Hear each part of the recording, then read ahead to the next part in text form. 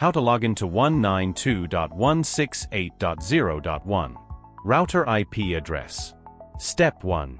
Make sure your device is connected to modem, either via Wi-Fi or an Ethernet cable. Step 2. Open a web browser. In the address bar, type 192.168.0.1 and press enter. This action will take you to the login page. Here enter your username and password.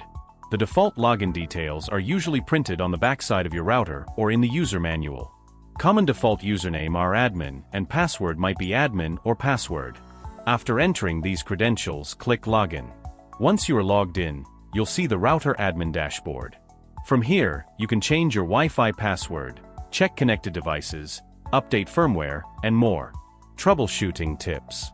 If you're unable to log in, try resetting the router by pressing the reset button on the back for about 10 seconds. After that, use the default login credentials to log in again.